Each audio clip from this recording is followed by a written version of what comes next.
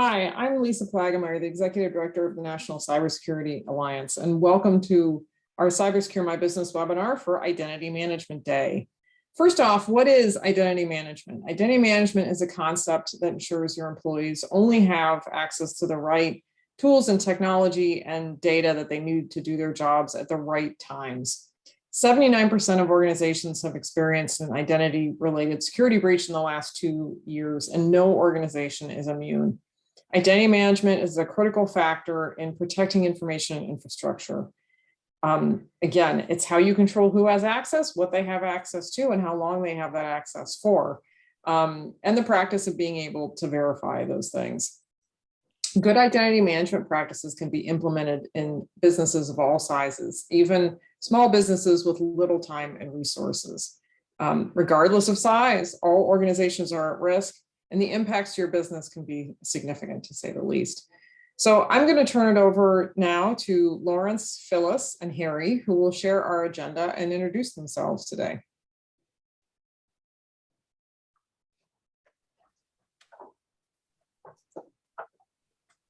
Hi, thank you for having us. My name is Phyllis Lee. I am the Senior Director of the CIS Critical Security Controls over at the Center for Internet Security. Prior to this, I spent 25 years at the National Security Agency, and the bulk of my time was spent on the defensive side. Next slide, please. So who is CIS? The Center for Internet Security is a small nonprofit. We have around 300 and some people, so we're growing. This is the largest the company has ever been. Within the company, we have what we call two sides of the house.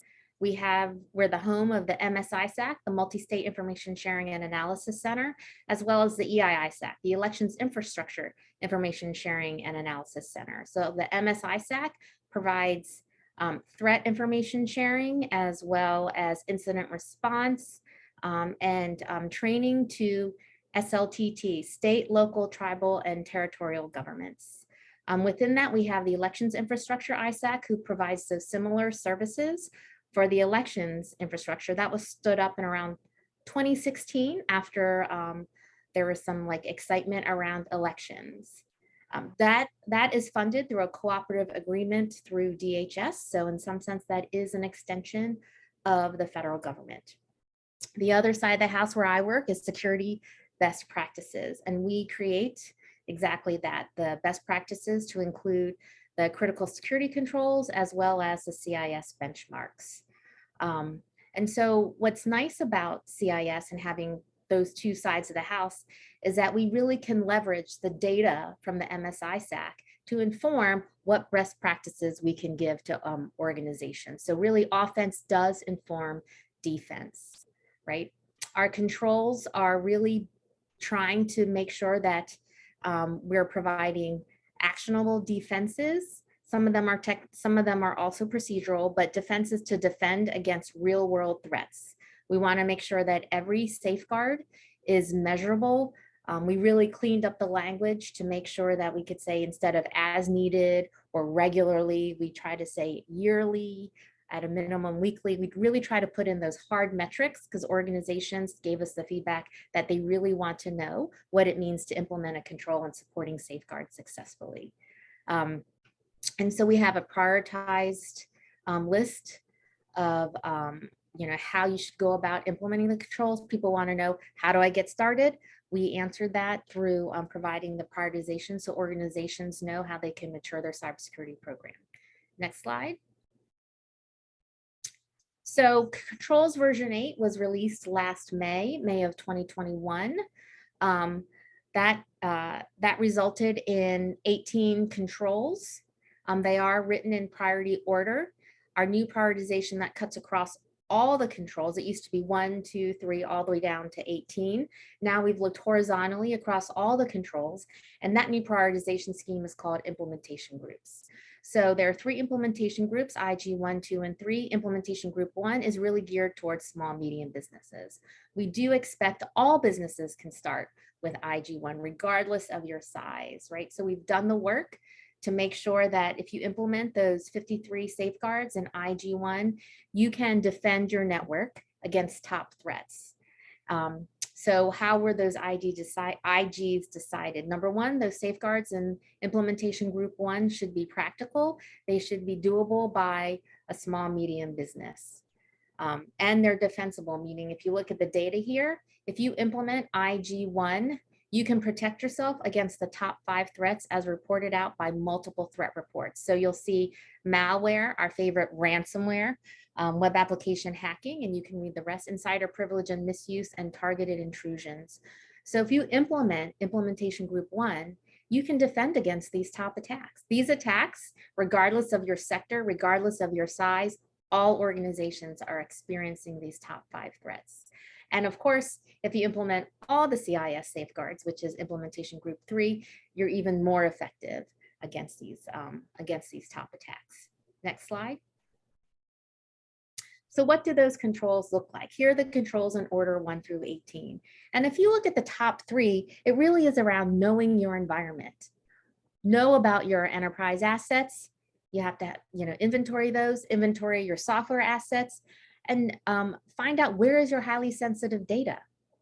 And then you really need to implement controls and those supporting safeguards around where your high value data is. Have a secure configuration. And you look at controls 5 and 6, that's that identity management. Know your environment, know where your sensitive data is, know where your sensitive data lives, and then apply the access accordingly.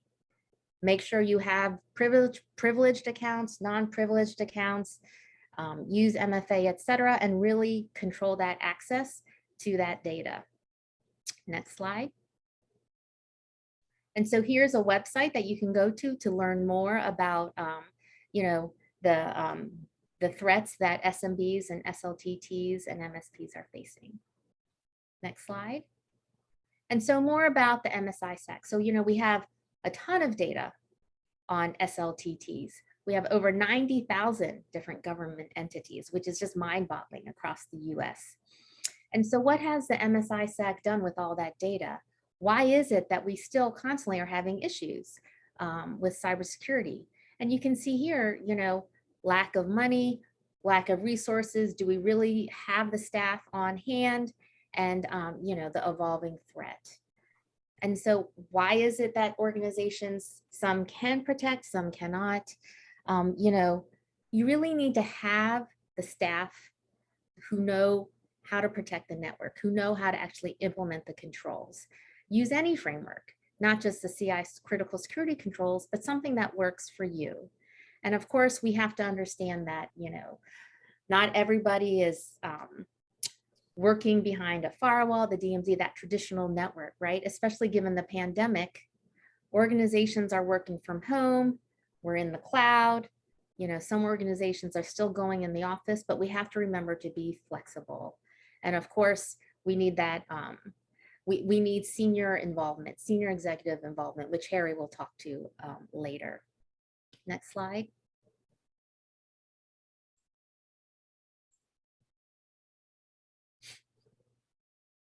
So what do we know after all the data that we've collected?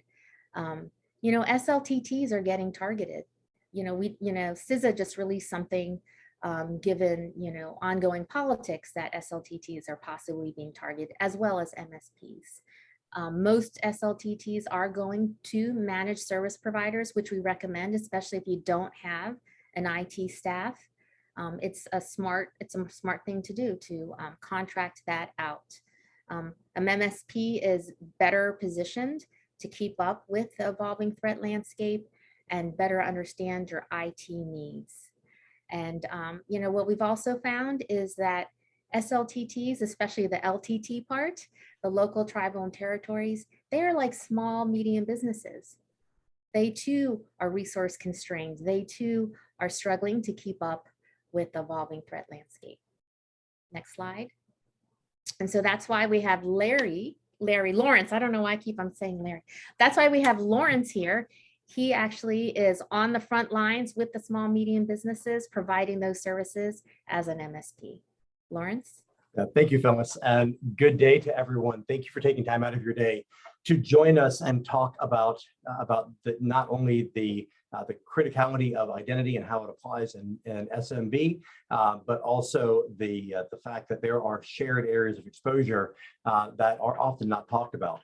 So good day, my name is Lawrence Cruciana. I'm the president of Corporate Information Technologies here in beautiful Charlotte, North Carolina. I work with organizations mostly in the upper end of the SMB space, also in regulated industries as a managed services and security provider.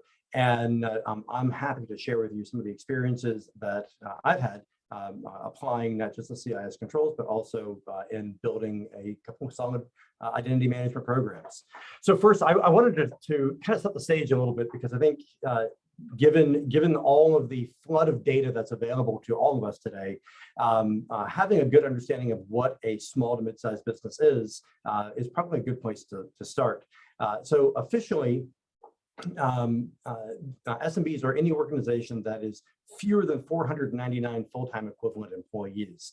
As of the 2020 census, that represented roughly 31 million organizations in the United States, and the better part of 99% of all of the business entities operating in the U.S. And 47% of all U.S. employees. That's a huge number to think about.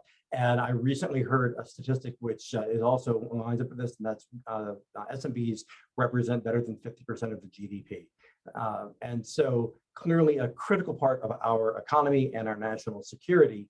And in 2020, SMBs were targeted, or they represented about 28% of the total reported cyber attacks.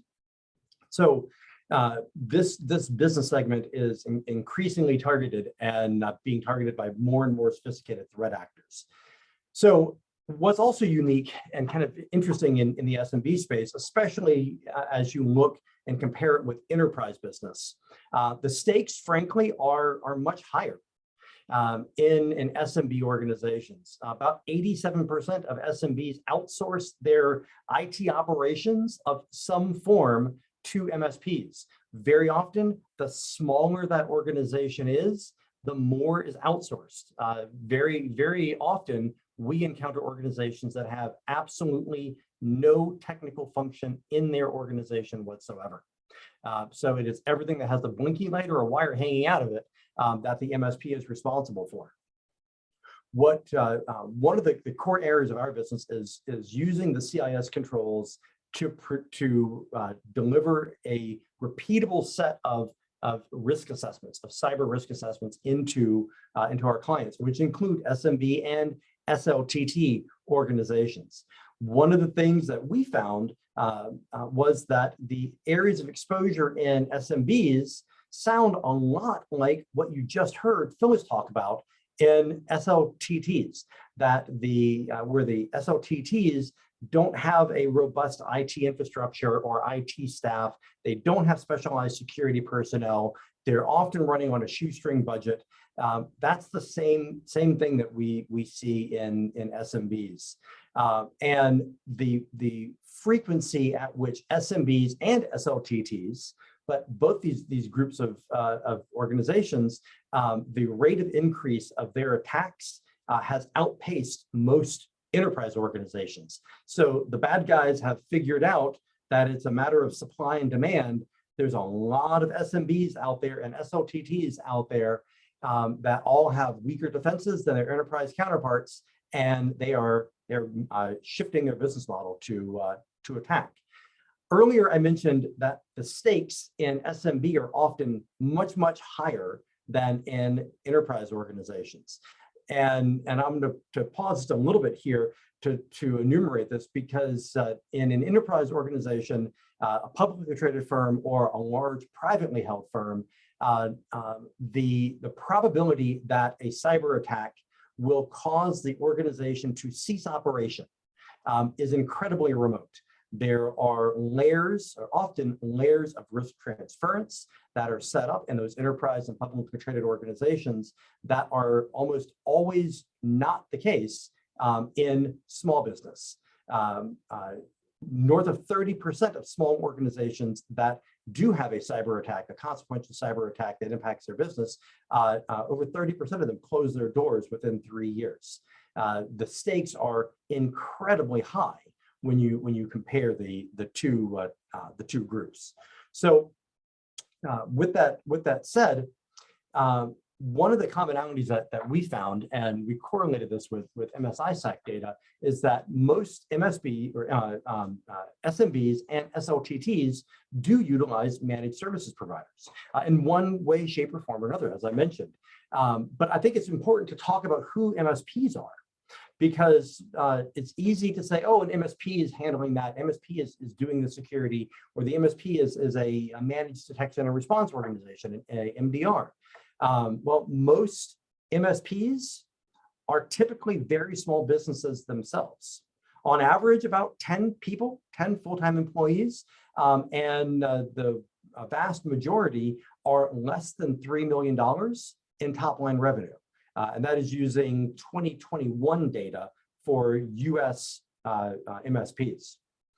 The very nature of the MSP business is that it operates in a one-to-many nature. That one MSP manages and has unfettered administrative access to many clients.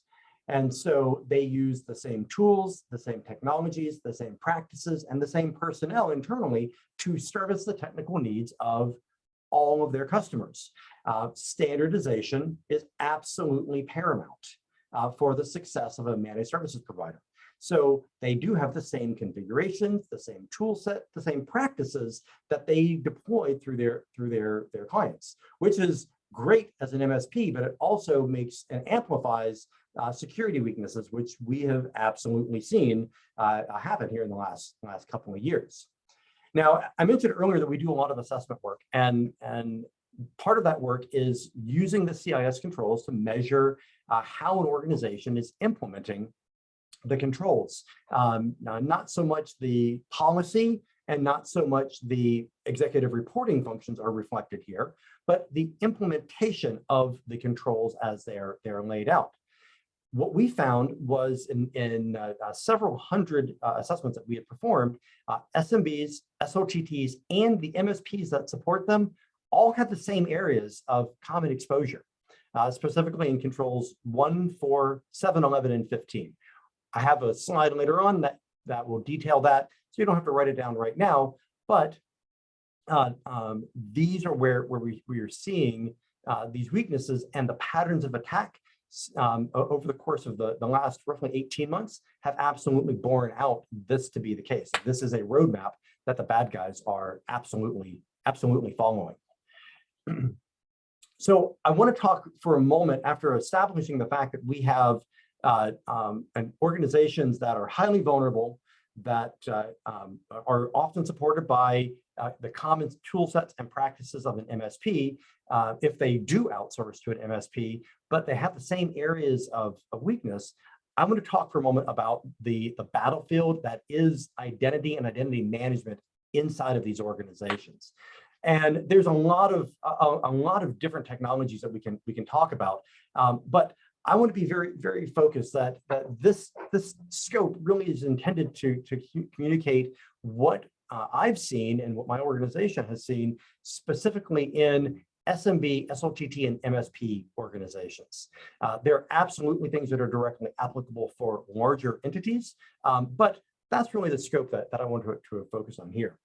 The challenge that we've seen very often is very, very many small businesses and SLTT organizations, they don't know and have never had the vernacular and exposure to a robust and solid identity management program, or even that there's a need for an identity management program. It is often the extent of the identity management program that they have is that they're rotating their passwords.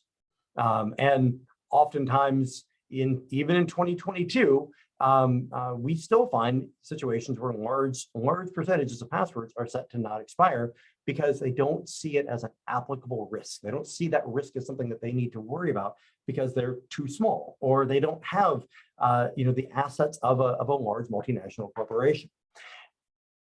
those organizations also have some interesting challenges that enterprises do as well. And they have some very mature and sophisticated solutions for those with SSO and SAML and OAuth. But in smaller organizations, they also have disparate systems. Those systems are often consumer class, so they don't have the same integration and robustness that their enterprise counterparts do. They have just as weak of a fidelity of who the identifiers are, who the assets and accounts are. They don't have the ability to really, the technology or the tools to focus that fidelity, to get more clarity for who the user or the entity or the devices that's accessing their systems or data.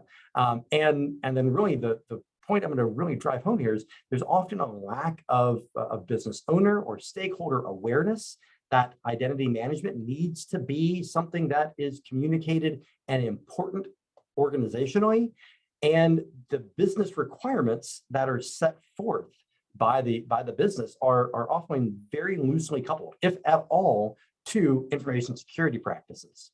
I think we're all used to seeing kind of this graphic.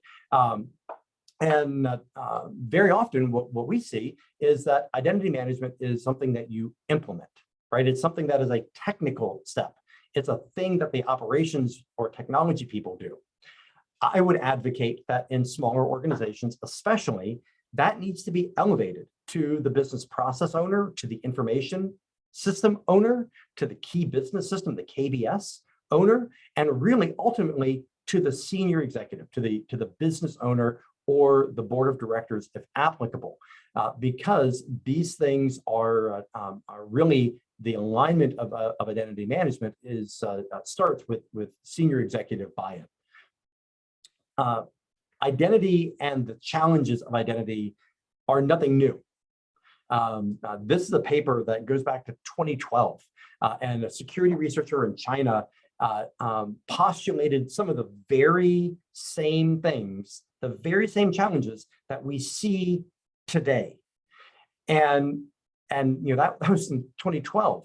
In 2017, NIST published SP 863, which is one of the core keystone documents for the definition and creation of digital identity.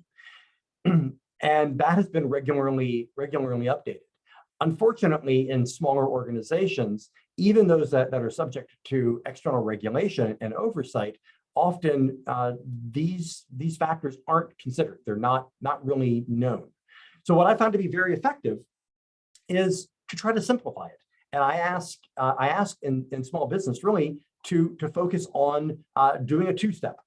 And that simply is to inventory, what systems are out there that need identity or generating sources of identity, to write those things down.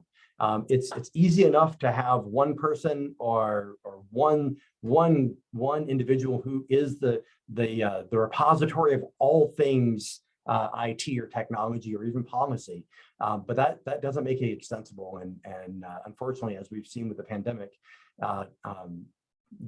business continuity is something that every organization has to consider, and the personnel reliability program and being able to have that data communicated through the organization is critical.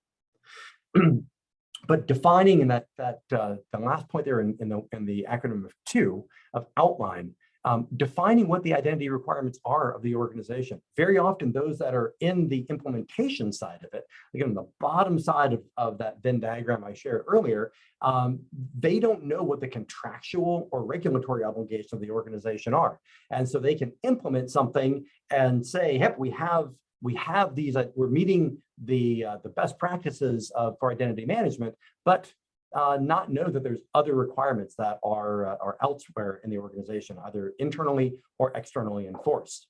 And that really brings it to stakeholder alignment, ensuring that everyone is in alignment with identity is critical, getting executive buy-in in writing on what the requirements are, even things like MFA. What type of MFA is acceptable? Do we need geolocation for those factors, for the second factor or even the first factor? Do we need UBA there's lots of different things that are required to have that alignment from the top of the organization all the way through. And the last couple of these is really to consider the future of what we see in identity, and that is the zero trust model. I think very often, especially in smaller organizations, we see that trust is something that is obtained often one time. It is not something that is ephemeral. And I would encourage, as you're building or considering the building and development of an identity management program, that keep in mind that trust is truly ephemeral. It must be fleeting in nature and have to be obtained again using the stated requirements of the organization. Existing systems have to be factored into this. It's not just the net new, because that's always the easiest. It's easiest to say, just burn it all down and we're going to start new.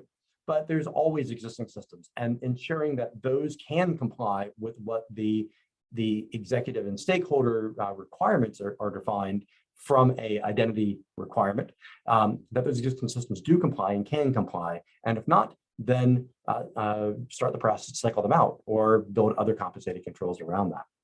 And then the last point in this two-step is really to prioritize the application of the identity management program based on the systems and the systems that have access to the information of the greatest value or that pose the greatest impact to the business. Very often that's email in this hyper-connected age that we are, but having strong identity management and a really robust multi-factor program that is applied to email in smaller organizations can very often mitigate some of the broadest areas of risk that we see. I mentioned strategic and executive alignment, and this is just a excerpt from one of our clients that had built this into their business systems requirements. So Appendix C and Appendix D, really stating this at the beginning, truly at the beginning, whenever implementing new systems, really does turn into a critical piece of a successful program, and it echoes all the way through, of course, through business system adoption. And now I want to throw a little bit of humor into this because I'm picking on my home county here in Mecklenburg County. Very often when business systems requirements and the requirements of software and development don't necessarily align with the things that would make them truly successful. Situations like this, a self-attesting or self-requesting online death certificate application may result. So the last point I want to make in this is that this is a journey. The identity battlefield, I use that word intentionally here because that's what it is. It is a constant struggle and a constant fight where there are an ever-evolving number of services and service providers and things that we all need in our businesses to allow them to be agile and to function in the modern ecosystem, the modern economy. So understanding that this is a cycle, that we don't ever reach a destination, but this journey is one that we have to continuously evolve and go on. And the closing point I want to make with this is around the status and report section here. Writing it down, right? Writing down what were the things that we did. What were the findings that we had? What were the gaps that we closed? If that's monthly, if that's quarterly, documenting that accomplishes so many things, not just from an internal reference perspective, but also being able to communicate to external stakeholders, whether that be auditors, in litigious situations with e-discovery, or even inside of personnel as the torch gets passed person to person, so that you can continue the journey and really make continuous improvement on the identity battlefield. So with that, I want to turn this back over to Phyllis because she talked about the CIS controls, but there are some very practical methods that can be used using the CIS controls to improve the security outcomes, not just in identity management, but really over the entirety of the organization's information risk and information security posture and ecosystem. So Phyllis, I'll hand it back to you. Thank you. And thank you, Lawrence. Every time Lawrence speaks, I always get so much out of it. So I really appreciate your talk. Thank you. So, for the CIS controls, what we really want to do is build really, an ecosystem around the controls, supporting them. So organizations not only, hey, here's a list of good things to do, but how is it that I measure against the controls and the safeguards? How do I know if I implemented it properly? How well did I measure against my peers? And so we have the control self-assessment tool. We know that many organizations are subject to several regulatory frameworks. Tony Sager calls it the fog of more. There's so many regulatory frameworks that people are subject to. So, like I said earlier, people like the controls, they're prescriptive, they're measurable, they're in priority order. And so we say, start with the controls. It's not a regulatory framework, but it's a great way to start your cybersecurity program. And so we're here to help you. And we map to other frameworks such as the NIST CSF, the 800-171, PCI, what have you. And then, get involved. People do want to know, how do I implement this controller? What tool did you use for this safeguard? Are there any other resource we can use? And I will tell you, our communities are so active. We get questions all the time and we monitor it closely. I will say 8 times out of 10, another person in the community will answer the question. And if no one else answers the question, we monitor, we try to make sure questions are answered within 3 days. And it's great. I often do outreach. Folks will say, hey, have you thought about doing this or X? I'll reach out to that person and say, that's a great idea. So just quickly, a lot of K through 12s are subject now to privacy laws. Kids are online. They had no idea that, everyone would be virtually learning. And we got a question in our controls version 8 community. Hey, we have no idea how to create an asset management policy, software asset management policy, hardware asset management policy. We don't know how to do a data management policy. And we're like, you know what, that's a good point. It's not just you, it's many SMBs who don't know how to create these policies. So now we're creating policy templates. So by being active in our community, just making these inquiries, it really helps us with our roadmap on how we can help you, especially the small, medium businesses. Next slide. So, what do we have here with the CIS control self-assessment tool? I think we kind of already covered this, so let's go to the next slide. I thought it would be another. Here we go. Here's the CSAT. So we have 2 versions of control self-assessment tool. We have a hosted version, which is free, which anyone can access. And within there, you'll see you can self-assess against all the controls. You can say I'm implementation group 1. The tool asks you to self-attest what kind of organization you are, what vertical. And after you fill out the tool, it is self-assessment. You attest to how well you've implemented any safeguard. It'll give you this spider web of how well you performed and how well peers in your industry performed. And that's actually been one of the most popular features within the tool. We also have an on-prem version. We are a nonprofit, but we like to keep the lights on, and that is through a membership. And that on-prem version is multi-tenanted. So an MSP like Lawrence or a consulting firm can assess multiple companies, as well as a big company or like a state. We've gotten requests from states that, hey, we don't want our data in your cloud. We would like it within our own space, and we want to audit all our state agencies. Next slide. The Controls Navigator. This is an online free tool as well that you can use, and you can look here and you can say, okay, I'm going to implement IG1 of CIS Critical Security Controls. I want to know, what does that mean for CMMC compliance? What does that mean for 801-71 or SOC 2 or my PCI compliance? We know that many organizations, like we said, are subject to many frameworks, as well as these frameworks are written at different levels. And so we really try to be clear about what our mapping methodology is. So you'll see in our language, it's a subset of, a superset of, or equivalence.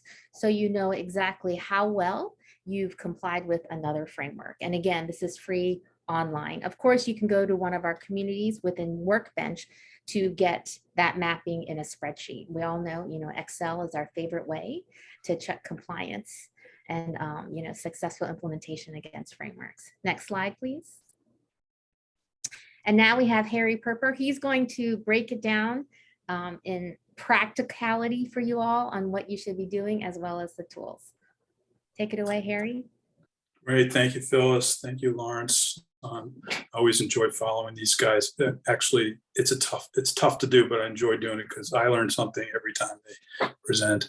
So I'm going to talk about the low cost and no cost steps you can take to implement those controls. And they come in these sort of 6 levels, 6 areas. Inventory, which addresses the CIS controls 1, 2, 3, and 5. Culture, which addresses all controls. Education, passwords, multi-factor, as in multi-factor authentication, MFA, and backup planning. So that URL you're going to see another, the QR code you're going to see here, it will take you to the CIS controls, and we have another one coming up later. Full disclosure, I work for the MITRE Corporation, a global leader in cybersecurity, but my participation in these events is my own personal participation and is not part of my work. The recommendations and thoughts that I share today are my own, not of the MITRE Corporation. Next slide, please. So, inventory. If you don't know who's operating within your business, what systems are in your business, software, hardware, people, data, there's no way to protect that. So that is why inventory is important, and you need to figure out a way to get your hands around that. And that includes who is on your network. I include that in there as well. And that's why inventory covers those CIS controls 1, 2, 3, and 5.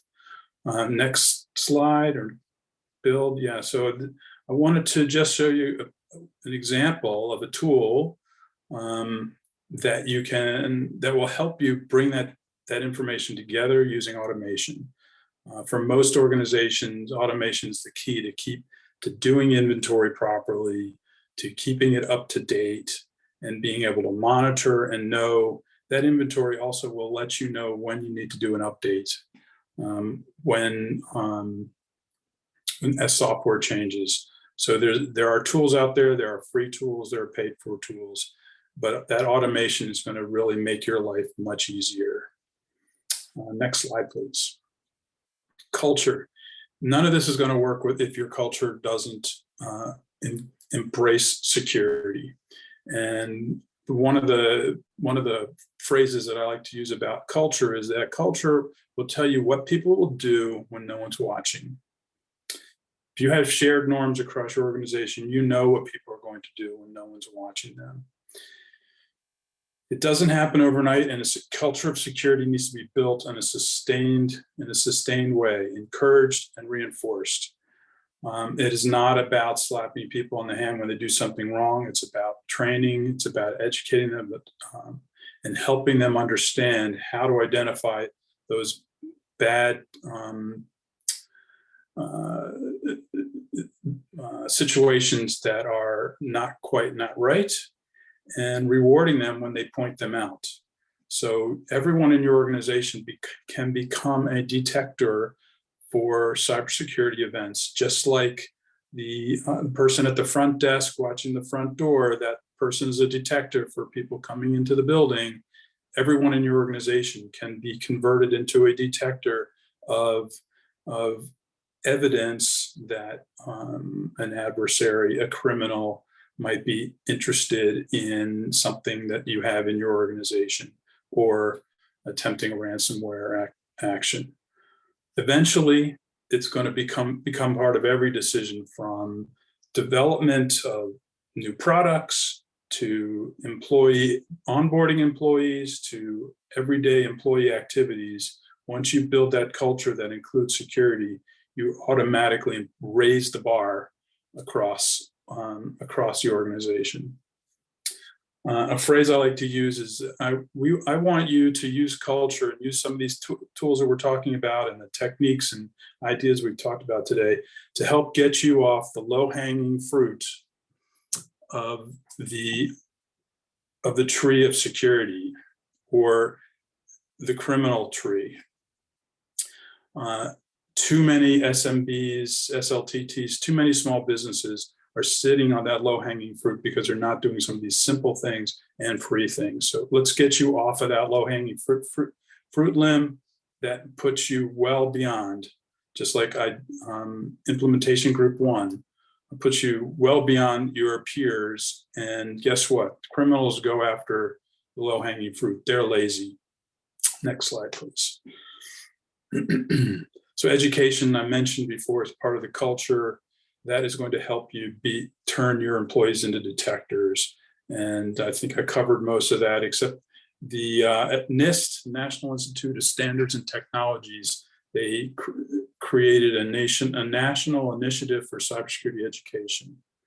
So this is an initiative to try to organize cybersecurity across K through 12, as well as college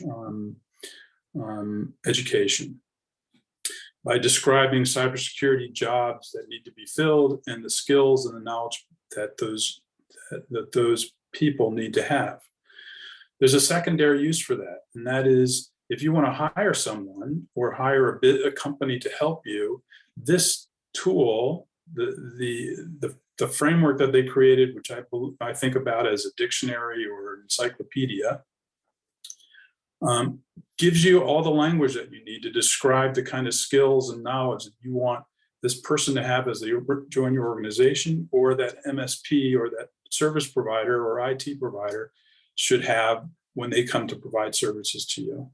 So maybe you can use it as a part of your contract. You can use it, you can copy and paste this information. It's not copyrighted. You can copy and paste this into HR recs or postings when you want to hire someone. So great information. No sense reinventing that wheel. Go to the NIST NICE framework, and it's there for you to reuse. So please do that. Next slide, please.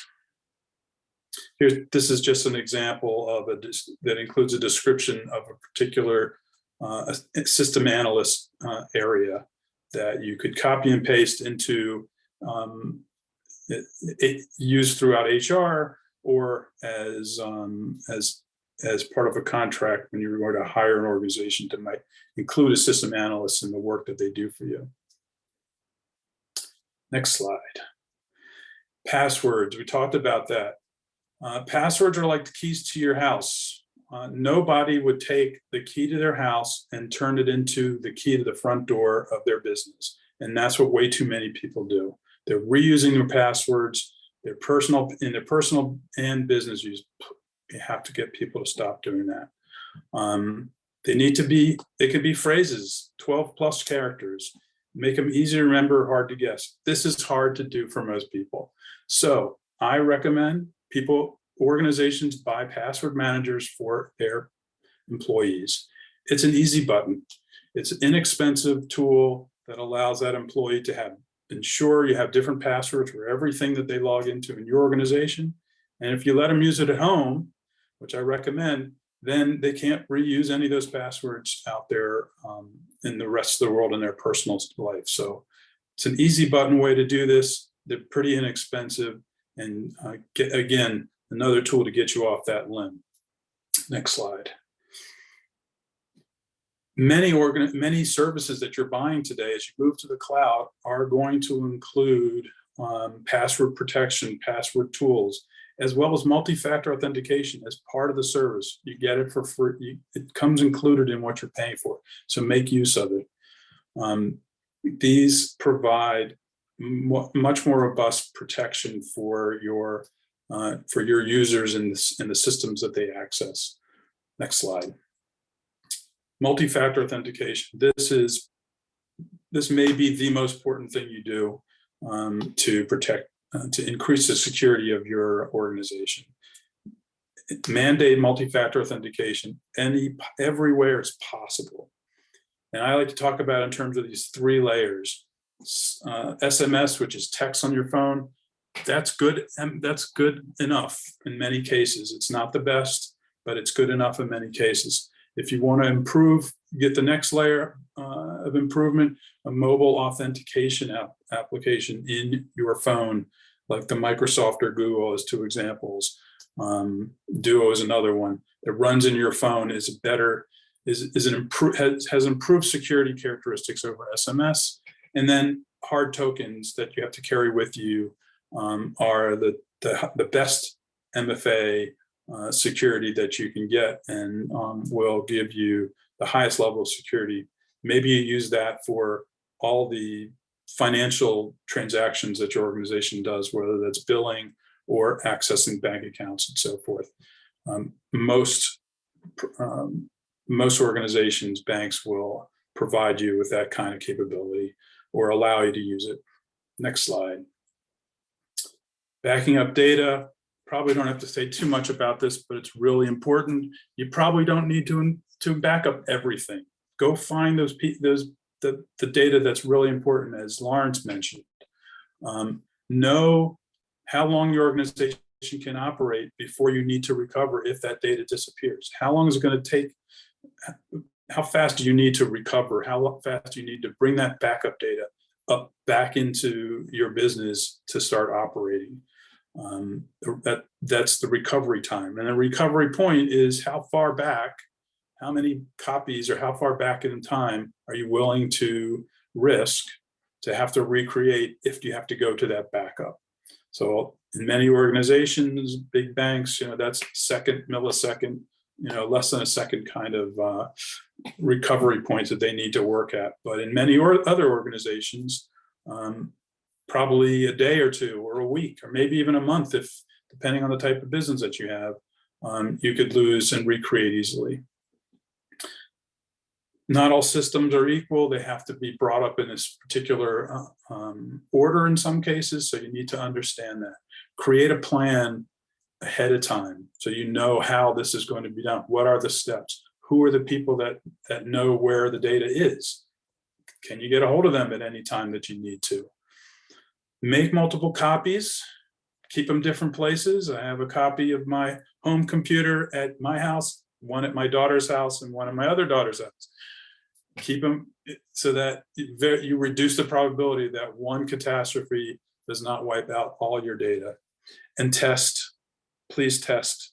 Do it a couple times, get good at it, but know that you have a way to reuse that backup if you get it. The other reason to keep multiple copies is that if you hit a ransomware attack and those disconnected copies are not going to be affected by a ransomware attack, because if they're not accessible from the network, ransomware criminals cannot get to them. Another very important point. And this QR code at the bottom right is a pointer to the National Cybersecurity Center of Excellence at NIST, where I was very lucky to be able to participate.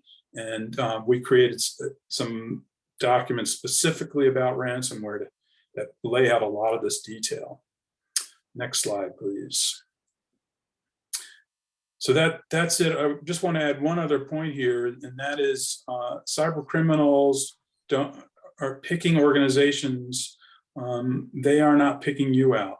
Their artificial intelligence, machine learning applications are scouring the entire globe for accessible and vulnerable organizations. Nobody is below the radar because everybody is being attacked simultaneously. Imagine having walking into a neighborhood and having a key that works everywhere, or being able to knock on every single door and check every single window simultaneously every day, all day, 365 days a year, while you're sitting on the beach waiting to get a text on your phone that says, hey, we found somebody who's vulnerable. What do you want me to do next?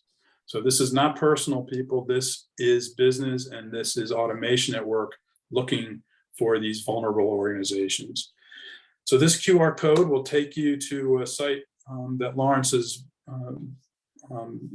very, very nice to host for us, that has this presentation in it, as well as links to some of the other great free information out there that NIST, that the Department of Homeland Security, Cybersecurity and Infrastructure Security Agency, CISA, has posted. You'll find some of the FBI. We've had questions about who do we call if we get hit with ransomware? And my question to you is, do you know who to call? You should know who to call. You should be aware of the FBI agents or FBI office in your region. They like talking to people. Go talk to them, find out what they'd like, what information they'd like to have if and when you have a problem, so that they can help the fastest. And I'll just leave it at that. Lisa, I'll pass it back to you, I think. Yeah, thank you very much. And Harry, Phyllis, and Lawrence, thank you all. There was a wealth of information here today. But thank you very much for putting that all together. I think I could probably watch it again myself and learn something new. Thank you very much. And thank you for joining us today on this webinar. Have a great rest of your identity management day.